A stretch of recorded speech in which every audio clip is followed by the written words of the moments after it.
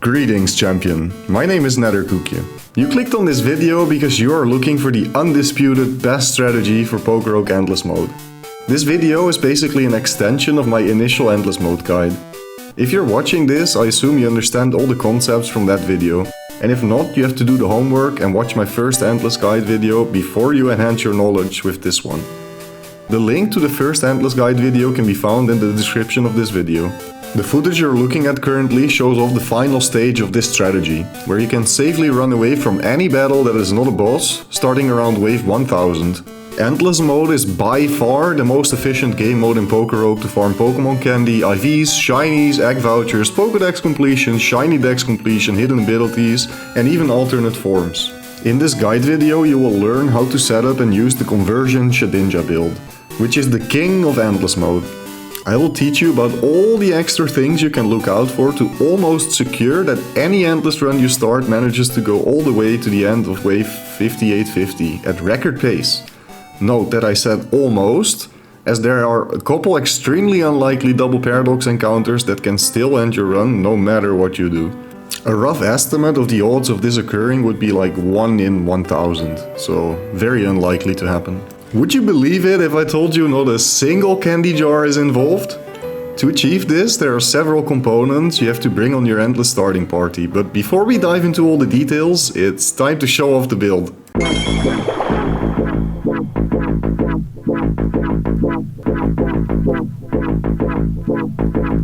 Run, Forrest! Run away! Hurry!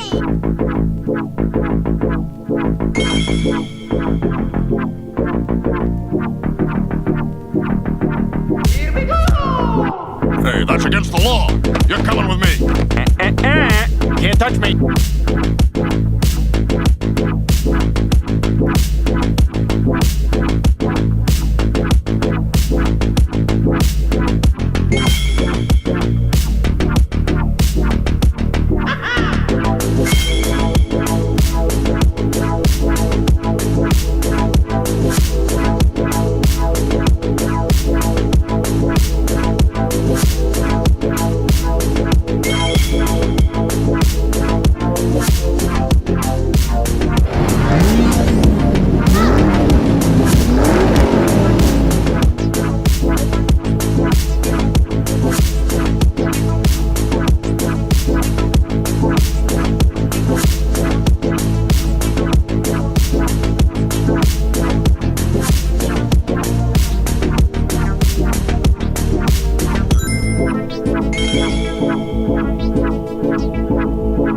As you can see, you can farm shinies at record pace using this strategy. However, if you still need to and want to finish your PokeRogue decks, my advice is to run away less and reroll at least 3 times every shop trying to fish for the 5 pull vouchers. If this is the case, the Metal Burst strategy from the first Endless Guide video might suit you more. Currently we are fighting one of the more difficult Paradox double battles, as we have to deal with both multi-hit moves and Sandstorm. But by using our entire team we managed to overcome the boss encounter. I will share every single detail of this fight later in the video. It is very important to know that the Conversion Shedinja strategy works a lot better with high shiny luck from the start. It is possible to do with lower shiny luck, but to guarantee success you want to bring at least 10 plus luck with all your starter Pokemon combined. If you can't get to 10 plus luck with your starting party, simply play some more Endless with the Metal Burst and regular Shedinja fusion, discussed in the first Endless Guide. Alright, time to take a deep dive into all the details. Let's begin with your starting party. First up is your initial carry, the Pokemon that is going to bring you to wave 1k+. Anything with high speed and attack or special attack, with preferably a spread move, will suffice. The absolute best in slot carry for your initial carry would be Goldango with the spread move Make It Rain. The extra money Make It Rain provides in the first 1k waves really helps out a lot with the early game and getting all the essential items from the shop, namely the lock capsule and your 4 shiny charms. Some other examples of good but slightly less convenient carries would be Kyogre, Groudon, Latias, Zygarde, Kartana, Miraidon, Koraidon, Zacian or Alakazam. If you can reduce the cost twice and get all the required passives on the rest of the team, you should be able to have enough points to take one of the big boy legendaries. But if you can, just take Goldango. The second piece of the puzzle is our damage over time setter, dot setter for short. After reaching wave 1000 and getting all your shiny hunting items in check, it is time to pivot into your Shedinja fusion and your dot setter. This will be a Pokemon with the ability Sturdy, the passive Misty Surge, and the moves Leech Seed, Soak, Salt Cure, and Protect. My favorite dot setter is Azumarill, who gets the passive Misty Surge and only costs 1 after reducing its cost. Misty Surge sets Misty Terrain upon entering the battlefield. This will help you deal with the constant status effects from tokens. Other examples of good dot setters are Aromatize and Alcremie, as both of those also get Misty Surge as a passive, and they're very cheap to take on your team. One last option is Yamask, who gets the passive Purifying Salt, which basically achieves the same as Misty Surge. You might wonder, how do you get Leech Seed, Soak, Salt Cure, Protect and Sturdy on your dot setter? Well, I'll explain this in a bit. Let's build the starting team first, shall we? Next up is our third starter, the almighty Runaway and Pickup Pokemon. Since the recent passive changes, 2 Pokemon now have access to both Runaway and Pickup, which is perfect. These are Sentret and Zigzagoon. We want to grab Zigzagoon to have the ability Pickup, so we can fuse it with a different ability once Pickup is no longer relevant, which should be around wave 1k. A big part of the efficiency of this strategy comes from being able to start running away very early on and finishing your run very quickly. Our fourth Pokemon should not come as a surprise. What is a Shedinja strategy without Shedinja? Surprise, surprise, the fourth Pokemon we want on our team is Nincada. Thank you. That's the attack Nincada I kept using so we could build our secret base. Nincada! Let's see now. Nincada, the trainee Pokemon. Nincada lives most of its life inside the earth and uses its sharp claws to tap into tree roots, extracting nutrients and moisture. That's cool. That's very cool indeed. You know what would also be very cool? To bump up the percentage of people that watches my videos and is subscribed. I've put a tremendous amount of effort into this video, so if you enjoy this content, it would be amazing if I earned your sub and like. Also, do not hesitate to ask anything in the comments if something is unclear. Nincada is going to be the main star of the show. The moveset you bring on Nincada is irrelevant, as we will replace every single move through fusing. Just make sure that you pause the evolution the moment it starts evolving in your party. There are 2 reasons why you want to do this. First up is that you need to free up a spot in your party and have an empty Pokeball for Shedinja to appear in your party. Make sure it's a normal Pokeball, no other balls work. The second reason is because we want to utilize the Shedinja Ninjask item dupe. When Nincada evolves, all of its items will go to both Ninjask and Shedinja. Our 5th starter Pokemon will be another very important component of our starting party. The Pokemon that enables the conversion part of the Conversion Shedinja strategy, Smeargle. Since we want both Prankster and Conversion on our Shedinja, another option would be to bring Spinarak, who gets Prankster as a passive, and then Porygon, who learns Conversion at level 1. However, Smeargle is the best in slot if you have unlocked the egg move Conversion, because it also gets Prankster as a passive. So you basically beat 2 birds with 1 stone. The reason why we want Prankster is to give our Conversion priority, so we can use Conversion to convert into our type of choice before getting one-shot by the foe. If you don't have the Conversion egg move on Smeargle, you can use the alternative I offered. One nice thing about Spinarak is that it also gets Gastro Acid as an egg move, which we want on our Shedinja. But it's rather easy to find a wild Pokemon with Gastro Acid, so this doesn't matter too much. So why do we want Gastro Acid? The move Gastro Acid nullifies any ability of the foe. This is to deal with nasty abilities such as Mold Breaker and Unnerve. The biggest downside of not taking Smeargle is that you will have 1 less party slot, as the only way to get Conversion on the team other than Smeargle is to bring that Porygon. This is why I highly advise you to farm some candy on Smeargle and get the passive and egg move before using this strategy yourself. Conversion lets you change the Pokemon's type by swapping your moves in Shedinja's summary. If we put a Fairy move as the top move on Shedinja and use Conversion, Shedinja will change into a Fairy type. By being a base Ghost normal fusion, with access to a Fairy, Dragon and Poison type move, we never have to take super effective damage on Shedinja, and the only threat that remains is chip damage from Sandstorm and Hail.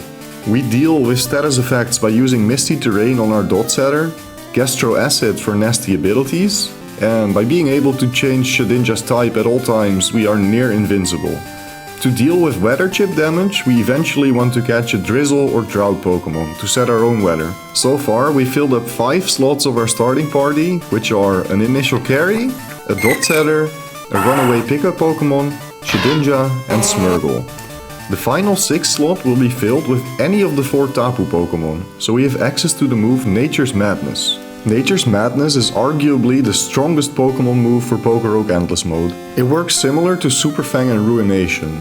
It halves the HP of an opposing Pokemon every time it hits. This is especially strong on PokeRogue's boss Pokemon as it shreds through their shields. It is also the move that allows our Shedinja to convert to the Fairy type. We have covered the entire starting party and it's time to learn how to progress those starters to an unstoppable shiny farming machine. To get Salt Cure, Leech Seed, Soak and Protect on your Dot Setter, you're gonna have to use a couple of DNA splicers. Salt Cure comes from Garganacl, which is really not that rare of an encounter. It's extremely likely you find at least one before wave 1k. A ton of Water-type Pokemon learn Soak, and a ton of Grass-type Pokemon learn Leech Seed, so this also shouldn't pose an issue. And Protect can be found as a TM from the Pokeball tiers in the shop. Most of the advice from my first Endless Guide comes into play for the humble beginnings of a run. There are several boxes to check before you start running away from everything you don't desire to catch. Prioritize Lock Capsule over any other item from the shop. Pump your carry up with some vitamins, focus bands, quick claws, king's rocks, shell bells, leftovers, grip claws, golden punches and soul dew, and collect these items in the following order: berry pouch, mini black hole, amulet coin, and last but not least the healing charm. If you stumble upon any shiny and ability charms in between, that's awesome, but don't worry about those, as we will have plenty of money to reroll Rogue and Master Ball tier items very soon. Don't forget to transfer all items from your pickup Pokemon to your carry every 20 or so waves, and grab Reviver Seeds when they show up. It's a great idea to have some backup Reviver Seeds, so fill up the rest of your party with them. If a Flame or Toxic Orb appears in the shop, give it to Nincada, so it won't appear again. Make sure to remove this after the final fusion to Smeargle when it loses its Magic Guard as a passive, otherwise you're gonna run into some issues. When Nincada starts evolving, make sure to stop its evolution and select yes when asked if you want to pause its evolution. We still need an empty party slot and more items to dupe. You should be finding a ton of good items with 10 plus luck, but if you feel your carry is not strong enough to deal with bosses, utilize some X special items before boss encounters. The best thing being X attack or X special attack, depending on what you chose for your initial carry. In dire situations, your Dot Setter can also act as a second carry and backup in the early game. You might have noticed I've been picking up a lot of lures to make sure our carry doesn't get underleveled in the early game. Experience charms are even better, but unfortunately they did not show up for me. If you decide to use Goldango with Make It Rain as your carry, you should be able to get enough money to reroll Master Ball tier items twice or even thrice, around wave 2-300. Alongside of buffing your carry, you want to start working on your 4 shiny charms. Do not get jebaited by multi-lens, this is only going to nerf your damage. When you level up your Goldango to level 56, it will finally learn its bread and butter move Make It Rain. Now we can actually start building our finances. Our Tapu Pokemon learns Nature's Madness at level 55. Make sure to learn it as it saves you a memory mushroom. If you found DNA Splicer before this point, great! Use it to fuse your Tapu Pokemon with Smeargle. And make sure to select Smeargle first and use a memory mushroom to get Nature's Madness on it. At wave 104 we run into our first big puzzle piece, Garganacl, who gets the move Salt Cure. We can't pick it up yet as we still need a DNA Splicer to get that free party spot, but this is okay, we'll find him again later.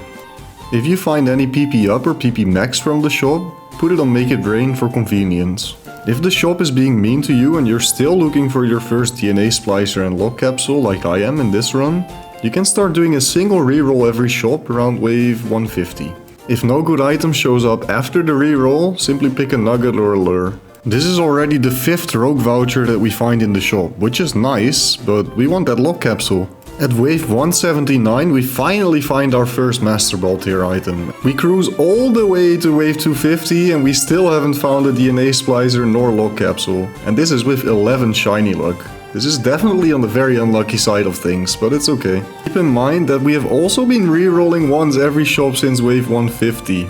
As I said earlier, 10 plus shiny luck is definitely essential. At wave 264 we finally run into some juice as we find our first shiny charm. Soon after, at wave 275, we find the first mini black hole, which is actually rarer than the lock capsule, but surely we will find our DNA splicer and capsule anytime now, right? Right? Since your money really starts to add up after wave 250 and you find the occasional relic gold, you can bump up the rerolling to 2 or even 3 times per shop if necessary. At wave 326 we find yet another Master Ball, but still no luck. After a cheeky reroll on wave 332 we find our second shiny charm. My prayers were answered as we found the most important item of them all, the lock capsule at wave 339. Getting the rest of the items is so much easier now. After getting the lock capsule, you want to reroll less, and only reroll after locking a Rogue Ball tier item or a Master Ball tier item if you don't need the initial item. The rerolls when locked are a lot more expensive, so we want to save up for the right moment. That right moment arrived soon after. We find a Rogue and Master Ball tier in the shop, so we lock and reroll. Unfortunately, still no splicer. If you would like, you can reset the wave and grab the first item to keep your money.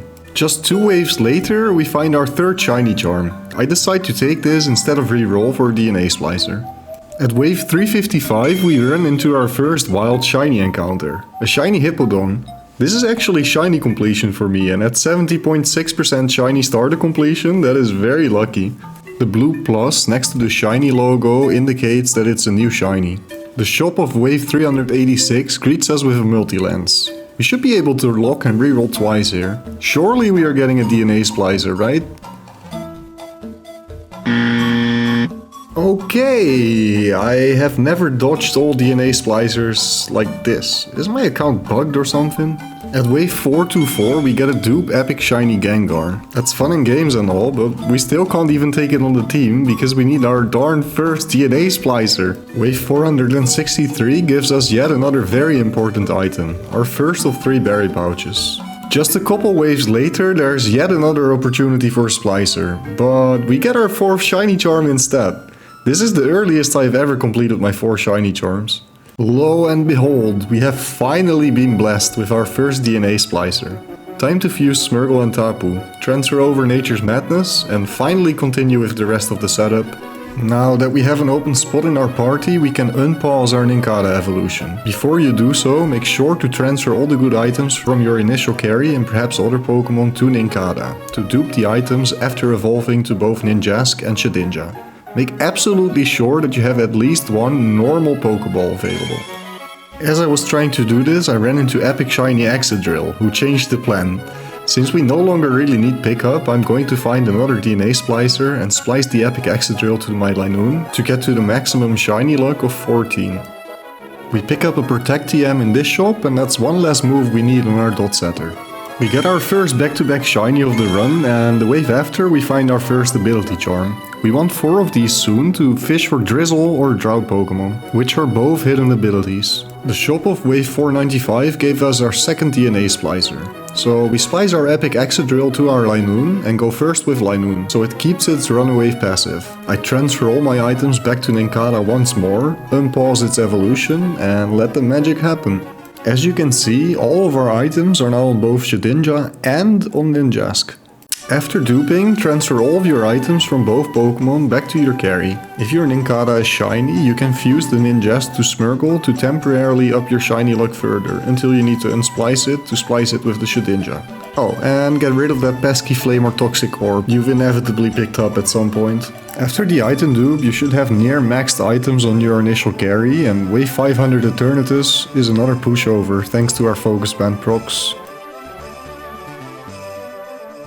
Wave 519 gives us our second ability charm, 2 to go. And wave 526 gives us our second berry pouch. We need 1 more of those. Exactly 10 waves later we get our third and final berry pouch. Nice. The wave right after we got our third ability charm. A couple waves later we find another Garganacl. I told you he'd come back. I decide to replace my Ninjask since we couldn't find another splicer yet. And besides, Ninjask brings us from 13 to 14 luck. That difference goes unnoticed. The Garganacl does not have Salt Cure yet, so we use a Memory Mushroom to get it. Wave 611 greets us with our third epic shiny of the run. Guess that's what you get with 4 early shiny charms. This is just insane. It took a good while to find our third splicer, but we did. We spliced our Garganacl to our dot setter and transferred the move Salt Cure. After splicing, we immediately unsplice Garganacl so our dot setter is ready for its next fusion. It has learned Protect and Salt Cure, and we want to get Soak and Leech Seed on it to finish the moveset. In addition to looking for Pokemon that learn Leech Seed or Soak, we want a Pokemon that can learn Dragon Tail, which is almost every Dragon Pokemon, and a Pokemon that has access to the move Gastro Acid. Note that I am picking up a lot of lures during these waves to increase the odds of finding the correct Pokemon, and also to find more shinies. I try to make sure they run out before any Paradox battle. Soon after, we find our Soak Pokemon, good old Golduck.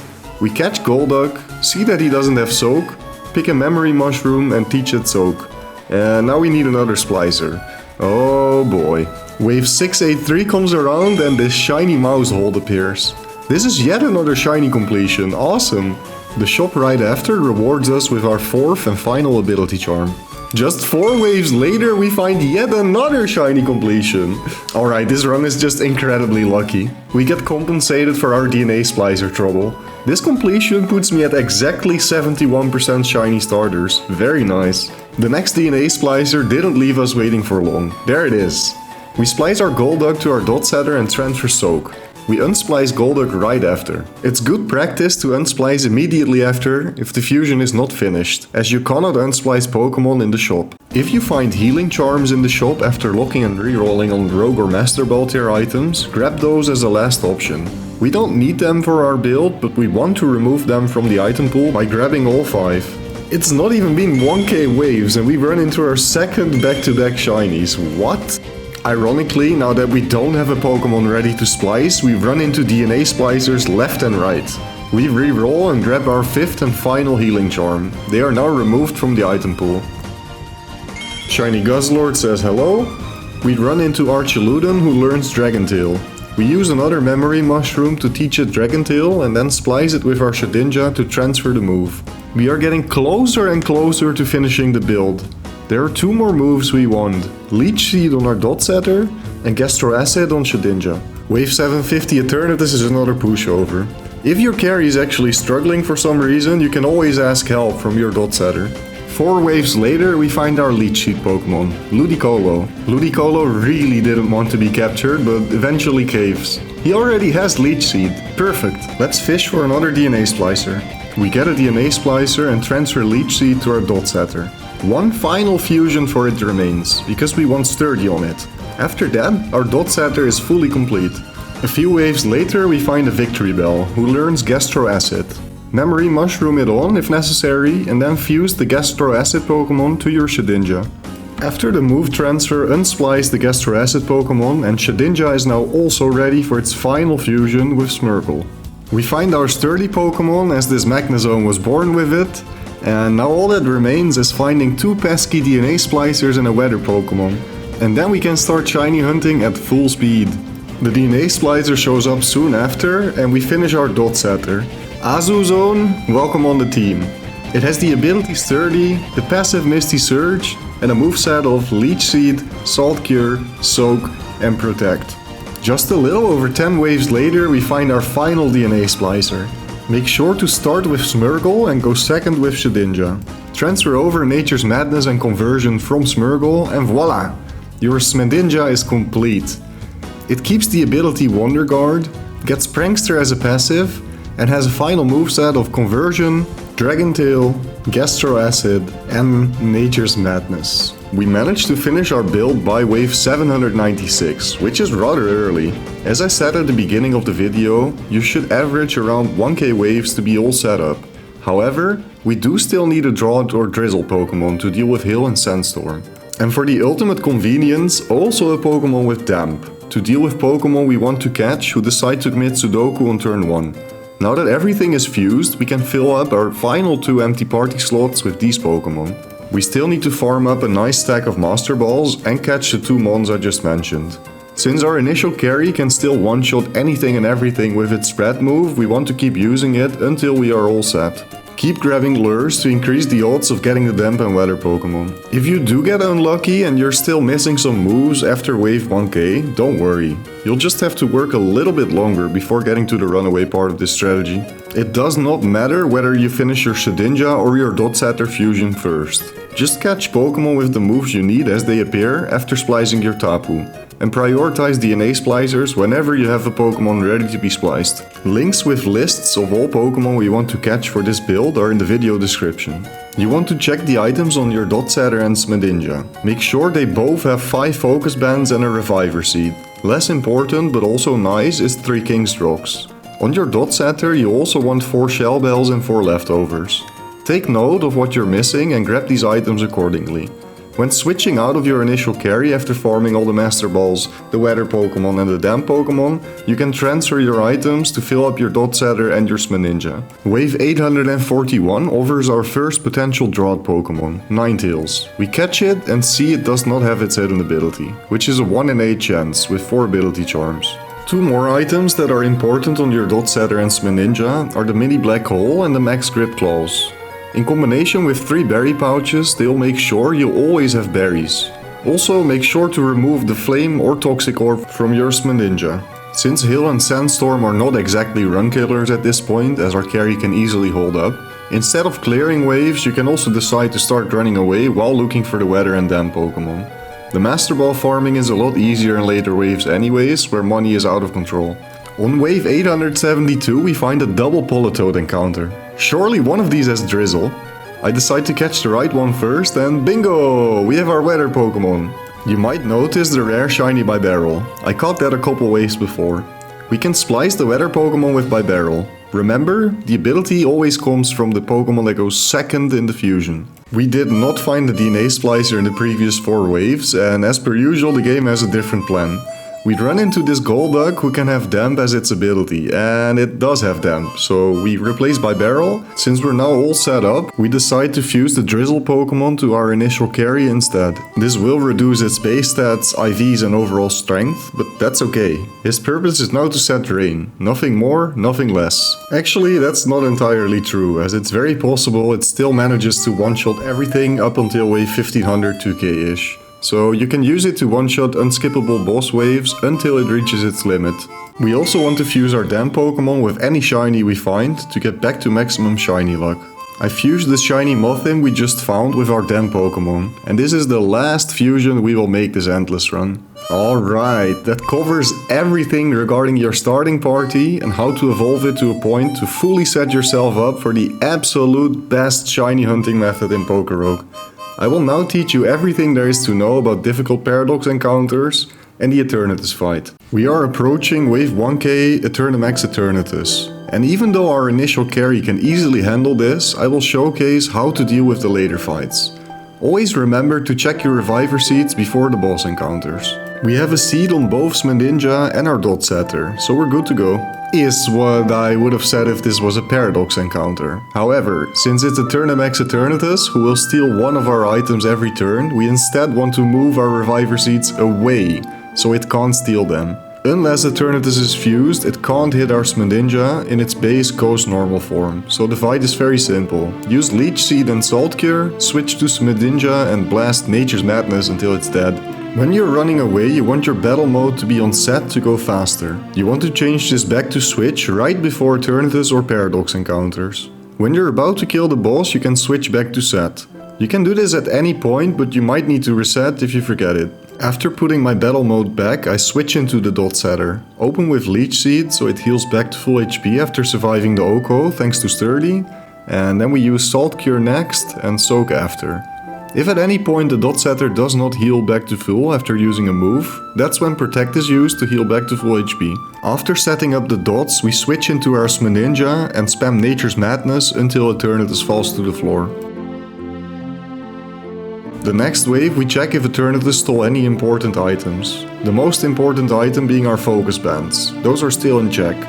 He did steal a Grip Claw from our Shedinja, but that's fine. Try to get the missing items back as soon as possible. When you're farming for items in later waves, where your initial carry does no longer carry, It can be faster to simply throw rogue balls at non-boss Pokemon with a high catch rate, instead of fighting them in order to get items from the shop. Remember this double paradox encounter? The one where our entire team got put to use? Let me explain how we beat this fight exactly. First, we switch into our weather setter. During this run we use Drought on Ninetales. This is to override the pesky sandstorm that's going on. If your dot setter is not already leading, switch into that next. Now use any move on the weather Pokemon and sacrifice it. Use Leech Seed on Iron Thorns. We want to kill him first before our own weather disappears. And next, switch into your Shedinja. Since Shedinja is safe here as its base Ghost Normal type, we don't have to convert it into a different type and go straight for Nature's Madness. This could play out differently if the Paradox Pokemon are fused. Use Salt Cure with your dot setter. Don't be confused, I'm aware I made some different plays in the footage, these were mistakes. Since I could not find another similar Paradox double battle, I still decided to use this footage for the example. In addition to that, Slitherwing also has a multi-hit move, which is dual wing beat, so I thought he was the bigger threat of the two. There is no one perfect order that beats everything. Sometimes we have to solve the puzzle and switch around the order in which we use our own moves to find the right RNG for Focus Band procs. The most important is to start with your weather setter. Then identify the biggest threat, which is usually the Paradox Pokemon that has Sandstorm, Hail or multi-hit moves, and focus on killing that one first. We are more than 30 minutes deep into the guide and I have yet to explain in detail how to use Conversion. That's kinda ironic. Well, you might have already picked up on how to use it, but let me show you a clear example. Iron Valiant is a great example as it has access to the dark moves Night Slash and Knockoff. Our Shedinja is vulnerable to dark type moves in its base Ghost Normal type, so we have to change our type. We open the fight with our dot setter by using Leech Seed, Salt Cure and after that Soak. Use Protect in between if you do not heal back to full HP. After setting up all our dots, we switch into Shedinja. To get a safe switch, you can sacrifice something first. This can be your weather Pokemon, your runaway Pokemon, it doesn't really matter as we get a full heal after the boss wave anyways. After switching into Shedinja, go to its summary and put Nature's Madness as the top move. We want to convert into the fairy type here. Thanks to our Prankster passive, we get priority on conversion and assure that it's used before we get clapped and safely change into our type of choice. There is a visual bug as it takes a couple of turns for the fairy type icon to actually appear. Don't worry, as long as it said you changed into a different type, you know it worked. The rest of the fight is simple. Spam Nature's Madness and profit. And as we deal the final hit, we do get to see the icon change. What have we learned so far? If you've paid attention, you know which Pokemon to bring on your starting party and why. You know how to get all the necessary moves on your Pokemon and which Pokemon to catch during the run. You know which items to prioritize and why. You know how to deal with difficult Paradox double encounters and how to put your entire team to use to beat them. You know what to look out for before, during and after the Eternatus Eternatus fights. And to sum it up, you now have a deeper understanding of the absolute best in slot shiny hunting method for PokeRogue. If you agree with all these statements, you are ready. Congrats champion, you're now officially a top tier shiny hunter. I have a couple more bonus tips to finish up this guide video. Stick around, you don't want to miss these. Make sure to eventually splice all of your Pokemons to no longer have DNA splicers appear in the shop for easier Master Ball farming. Except for your 6th Pokemon, as you can't splice because there's no room in the party. Always make sure to have at least one Master Ball ready. Whenever you run low on Master Balls and need to farm them, put your battle mode on switch, as you'll most likely be switching a lot between your runaway Pokemon and Shedinja. Use Dragon Tail in double boss encounters if you want to catch one of the two Pokemons. Especially in later waves, this can be a long fight that is easily solved with Dragon Tail. In the settings menu, put your game speed to 5x, HP bar speed to skip, XP gain speed to skip, show XP party to skip, and skip scene dialogues to on. Skibbity toilet, skibbity toilet. You can even hold spacebar to keep running away, but I kinda advise against it because you are prone to missing a juicy shiny. Occasionally move your Lucky and Golden Eggs from Shedinja and your dot setter to your Damp or your weather Pokemon for faster leveling up animations. When farming for Master Balls, keep re-rolling until there's at least one Ultra Ball tier. Lock re-rolls and keep re-rolling until you have your Master Ball. After wave 1500 you should be getting so much money that you almost have near infinite rerolls. After catching a Pokemon you don't want to take on your team, spam X or whatever key you have bound as B, so you never accidentally replace one of your team members with the new Pokemon. Last but definitely not least, if at any point you make a major mistake, such as accidentally releasing the wrong Pokemon, a wrong fusion, etc., load the game in a different browser or on your phone, complete one wave, save and exit from the menu, and Ctrl F5 reset on your original browser. This should roll you back a couple waves and you can easily fix your mistake. That's it for my Shedinja conversion guide. I hope you learned a thing or two and that I might have inspired you to shiny hunt in PokeRogue. Thank you so much for watching all the way to the end. Subscribe and like the video if this guide helped you. See you next time!